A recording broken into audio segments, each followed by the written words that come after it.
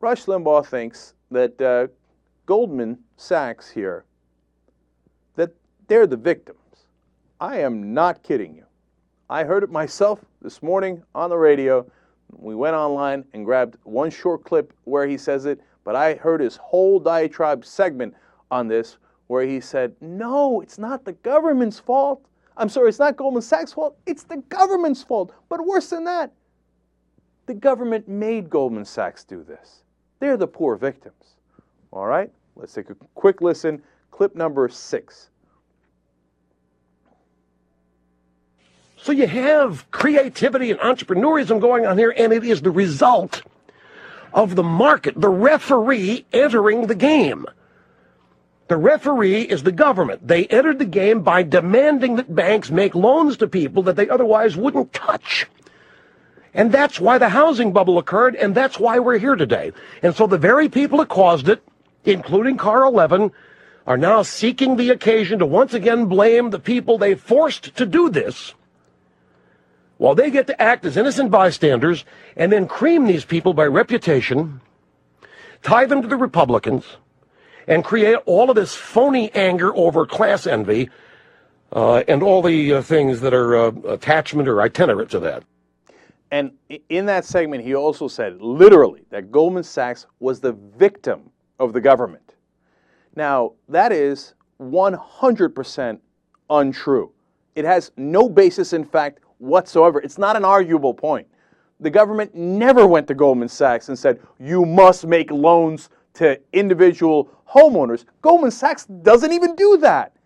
It's not even remotely true.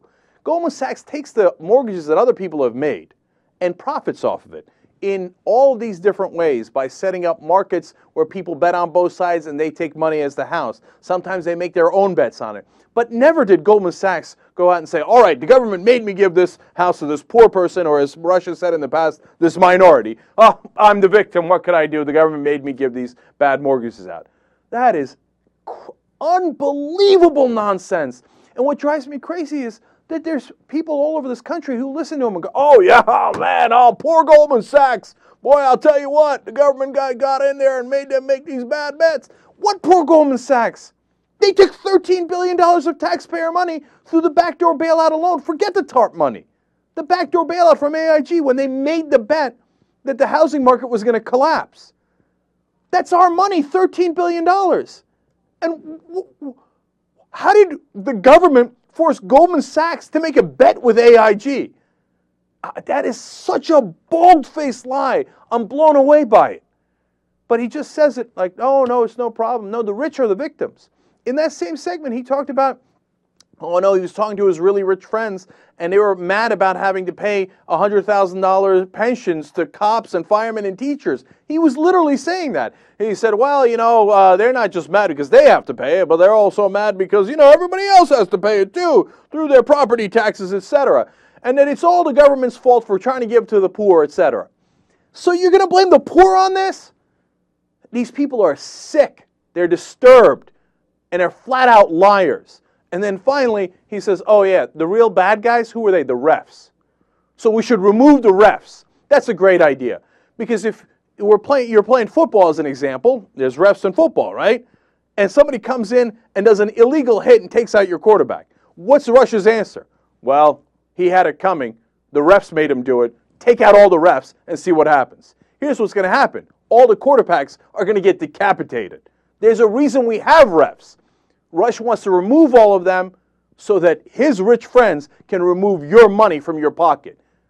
If you believe Rush, you're a total sucker. And he can't wait to take your money. And you know what he does? He goes home and he calls his friends at Goldman Sachs, people like Fabulous Fab Tour, and say, well, they should have been sophisticated investors, and they weren't. Don't let him treat you like a sucker like that. Every single word of that was a lie.